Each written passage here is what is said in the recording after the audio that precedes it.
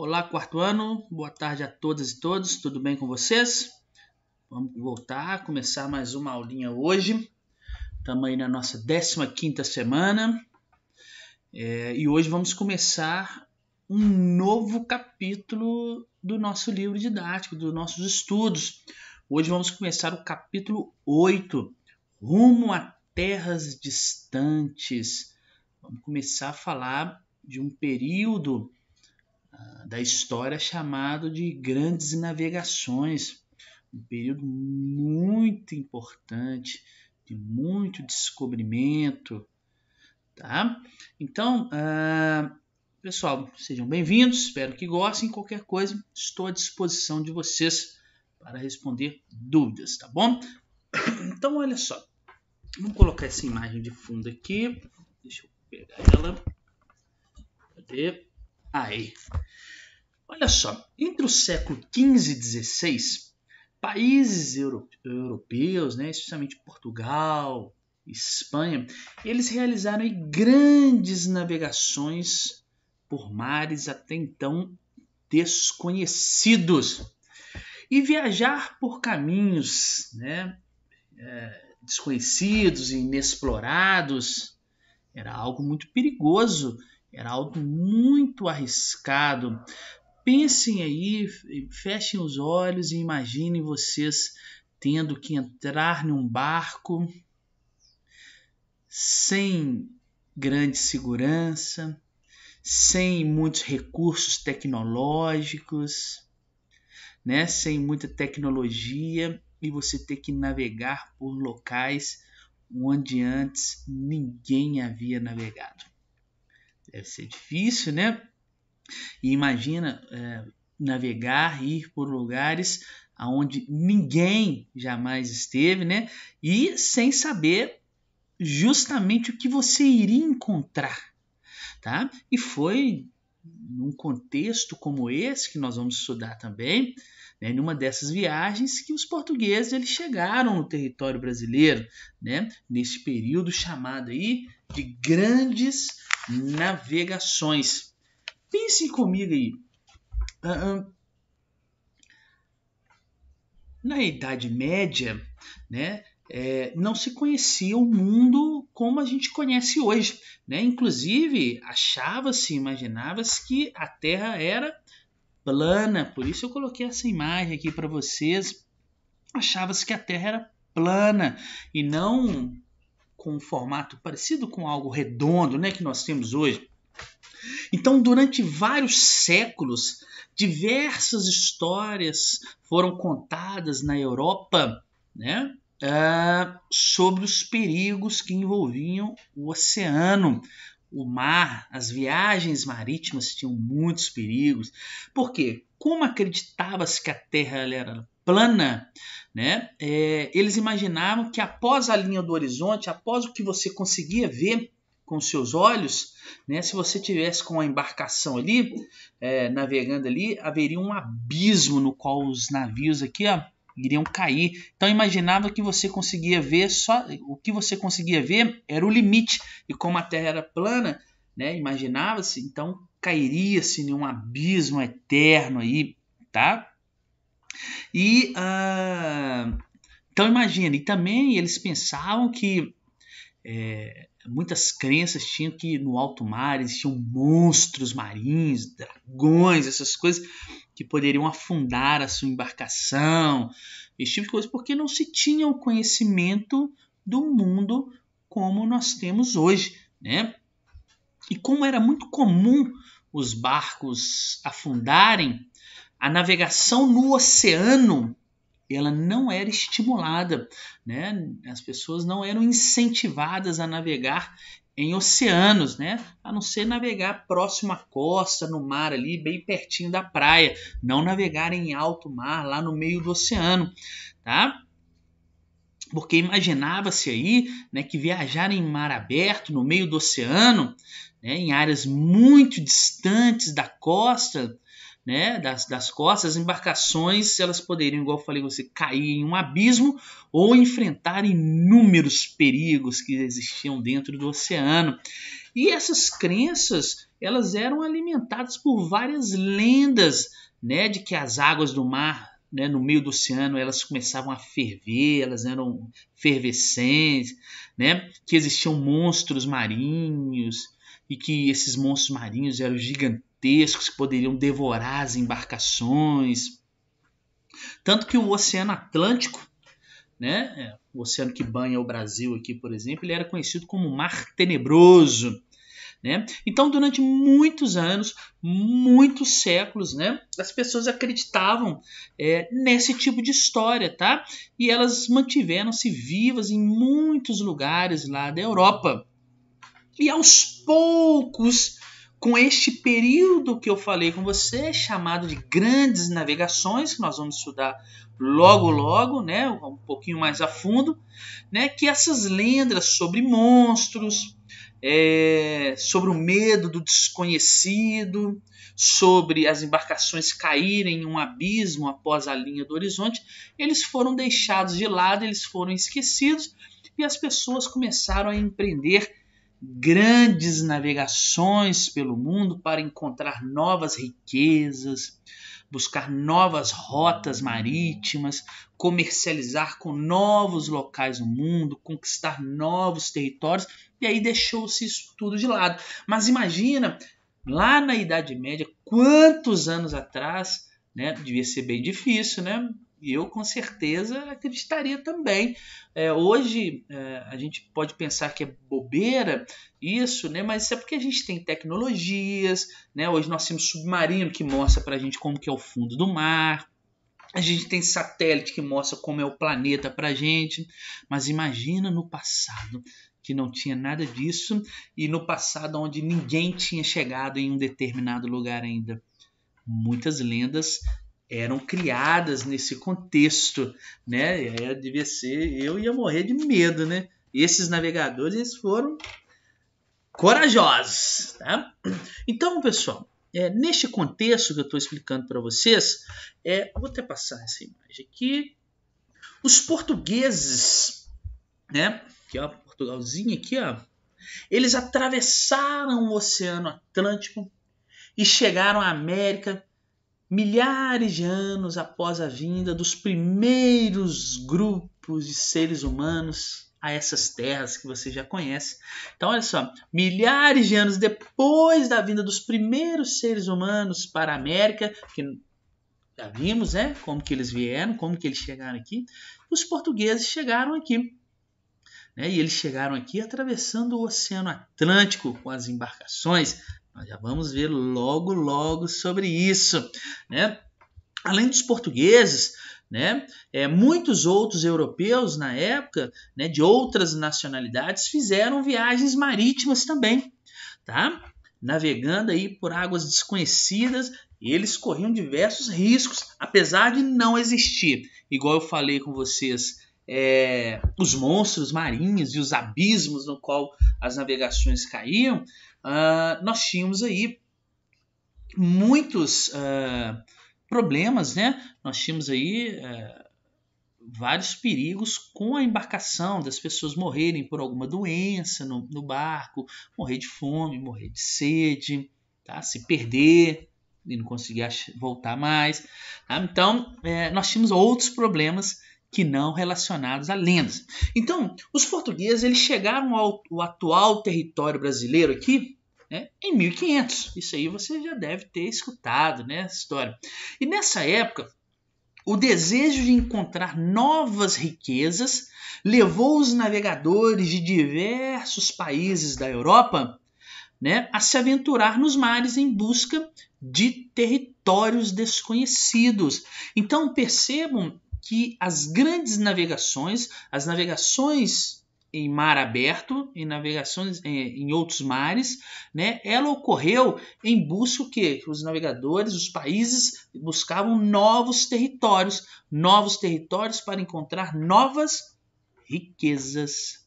E um dos desejos desses países era justamente encontrar um caminho pelo mar que levasse até as Índias, tá? Um caminho marítimo até as Índias, nome que era dado né, a uma região lá da Ásia, onde fica lá a Índia e tudo, tá bom? Porque quem chegasse às Índias primeiro, né, conseguiria controlar todo o comércio daquela região. Então, vários países europeus, eles se empreenderam, eles saíram rumo aos mares abertos, que tinham tanto medo, né? Eles foram lá, ó, precisamos vencer isso tudo, porque a gente precisa encontrar um caminho pelo mar até as Índias.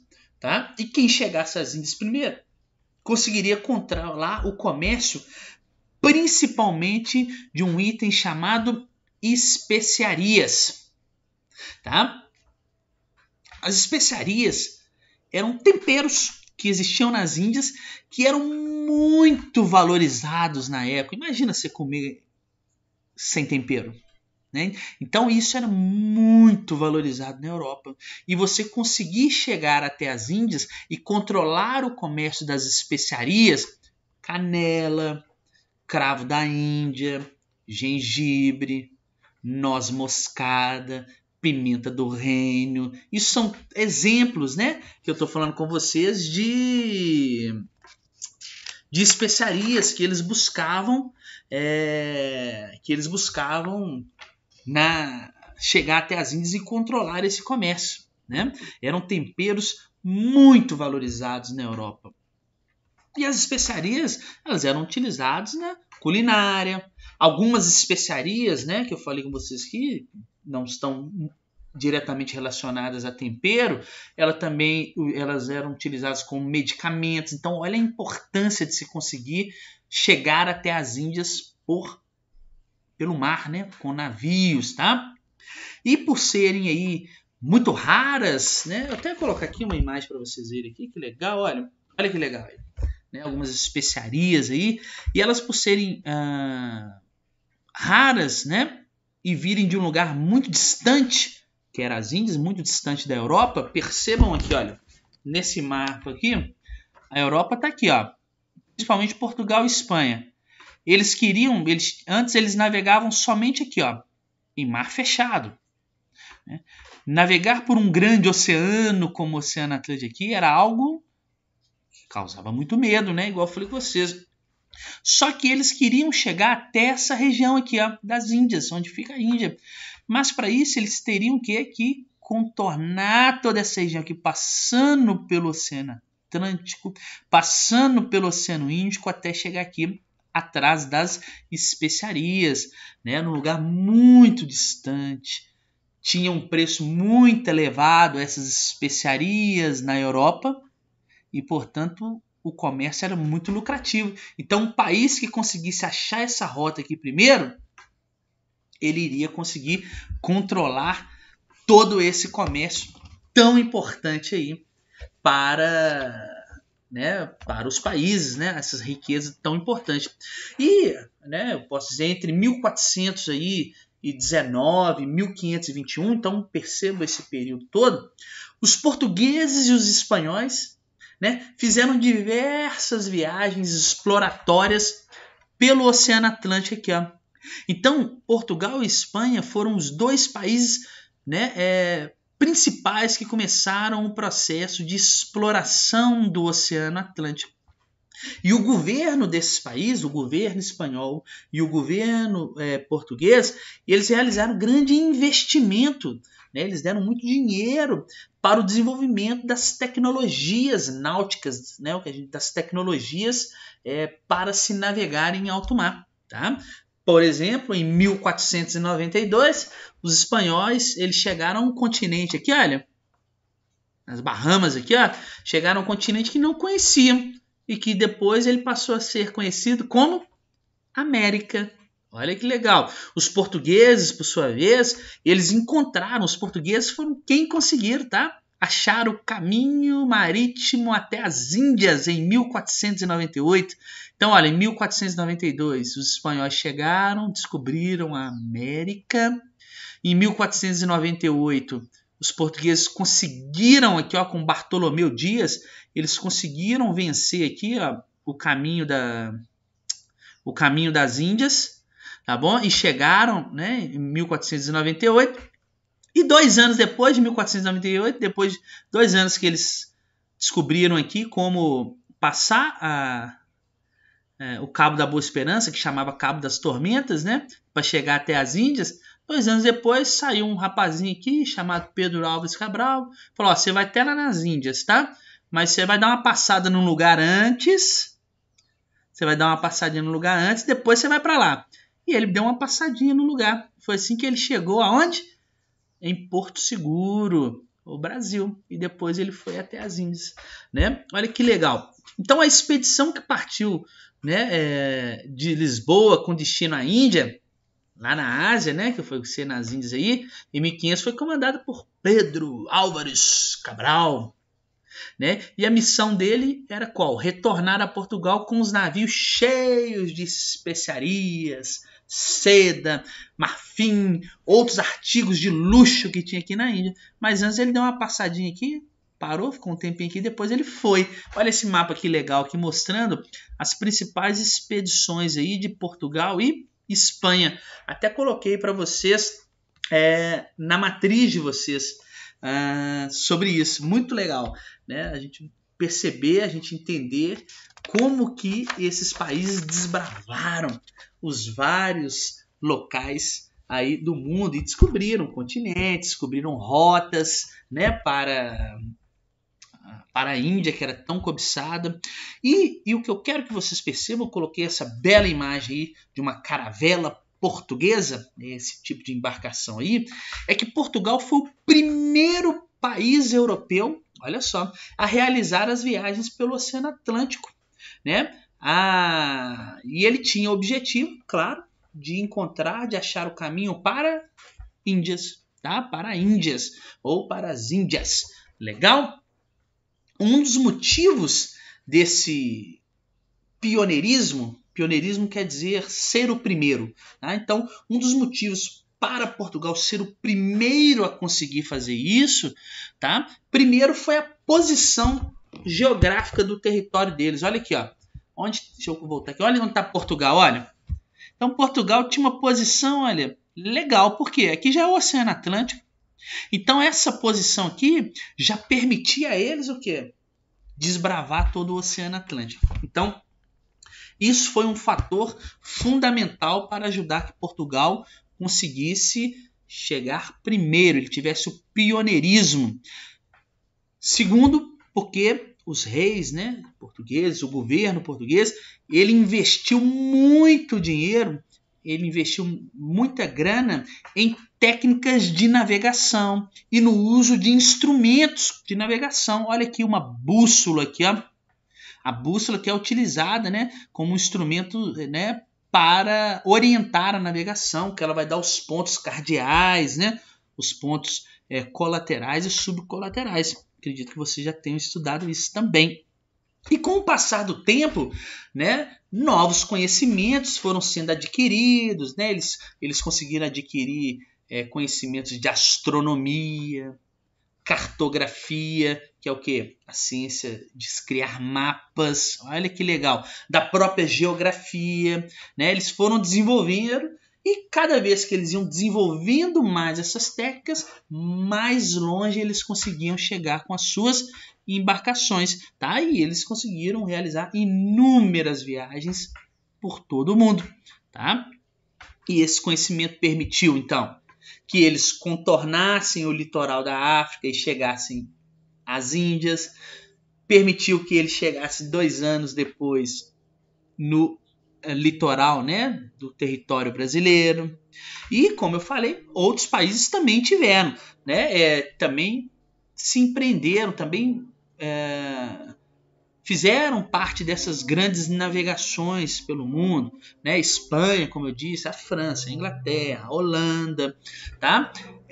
Só que Portugal foi o pioneiro, tá? Portugal foi um dos primeiros, foi o que mais investiu. E justamente por todos esses países, neste mesmo período, eles realizarem grandes investimentos, tá? Em viagens marítimas, justamente por isso, né? Já que eles queriam comercializar com várias regiões do mundo, eles queriam achar um novo caminho para as Índias, é que este período da história é conhecido como Grandes Navegações. Então, esse período da história é conhecido como Grandes Navegações, porque vários países da Europa, né, eles investiram em viagens marítimas, eles investiram em tecnologias marítimas, né, em criar técnicas marítimas, e eles pretendiam comercializar com diferentes regiões do mundo. Eles pretendiam achar uma nova rota pelo mar para chegar até as Índias, né, e conquistar novos territórios. Então, este período ficou conhecido aí como as viagens ou as grandes navegações. Legal? Tranquilo? E o legal, né, que você pensar aí, falando um pouquinho mais sobre essas navegações, que antes dessas grandes navegações, as rotas eram feitas apenas pelo mar Mediterrâneo. Aqui, ó. Deixa eu voltar aqui. Ó. Era feita só aqui dentro. Ó. Eu falei com vocês que eles tinham medo, né? Existiam várias lendas sobre navegar em mar aberto. Então, as navegações eram feitas somente aqui dentro do mar Mediterrâneo, no litoral da Europa, aqui, ó, com a África, com a Ásia. O litoral da África e da Ásia aqui, ó. Então, eles eram feitos aqui, tá? E o oceano que estava mais distante aqui da costa, ele era evitado, como eu falei com vocês. A navegação em alto mar, ela exigia o quê? Embarcações resistentes, velozes e instrumentos de navegação, de orientação muito complexos, né? As pessoas tinham que saber muitas coisas para entrar em alto mar. Não devia ser algo fácil, né? E na época, como eu falei com vocês, os portugueses eram os navegadores que mais tinham conhecimentos náuticos. Tá? Eles tinham escolas para formar aí navegadores, para formar aí o capitão, né? O pessoal que ia organizar as expedições dentro das embarcações, né? E eles desenvolveram técnicas de navegação e aperfeiçoaram as caravelas e alguns instrumentos, como a bússola que eu falei com vocês. E assim eles criaram condições de viajar pelo Oceano Atlântico, descobrir novas rotas até a Índia e também descobrir o Brasil, né? E se sabia que nessas embarcações, muita gente não sabe, também havia muitas crianças e muitos meninos, né? Eram garotos de 9 até 16 anos que faziam essas viagens nessas caravelas. Imagina, eles iam como aprendizes de marinheiros, né? Eles eram chamados de grumets, tá? E não era fácil não, porque eles faziam trabalhos pesados e eles estavam até sujeitos a castigos físicos, ser açoitado, tomar soco lá na embarcação. Eles eram obrigados, né? Era função deles limpar o navio. Era função desses grumets. O convés é o piso, a parte de cima do navio, né? Quem já assistiu Piratas do Caribe aí sabe o que eu estou dizendo. O convés do navio era responsabilidade dessas crianças, por exemplo, deixar ele sempre úmido, né? Eles estavam passando um pano molhado o tempo todo no convés, porque como está em alto mar, se a madeira ressecar, se você deixar ela ressecar, não deixar ela úmida, né, ela racha com o tempo e aí estraga a embarcação. Então eles tinham que ficar o tempo todo passando um pano lá. Imagina, eram eles que observavam a passagem do tempo para ficar falando com o resto da tripulação. Hoje está com sol, olha lá, tá vindo uma nuvem, tá vindo chuva. E eles, as crianças, elas ajudavam, né? E principalmente faziam sabe aquelas pessoas que subiam no ponto mais alto do mastro para ficar avistando o mar lá distante? Eram os grumets, as crianças também dentro das embarcações. Vocês teriam coragem de ir? Como é que é? Então, pessoal, essa foi nossa aula de hoje. É uma aula introdutória, o início sobre as grandes navegações. Nós vamos falar mais sobre essas grandes navegações, principalmente com a chegada aqui no Brasilzão. Tá bom? Então, tchau para vocês e até a próxima aula. Espero que tenham gostado. Qualquer coisa, podem me chamar aqui se tiverem com dúvidas, se quiserem curiosidades sobre alguma coisa, né? É só me chamar aqui, tá bom? Então, até a próxima aula. Valeu, tamo junto. Fui!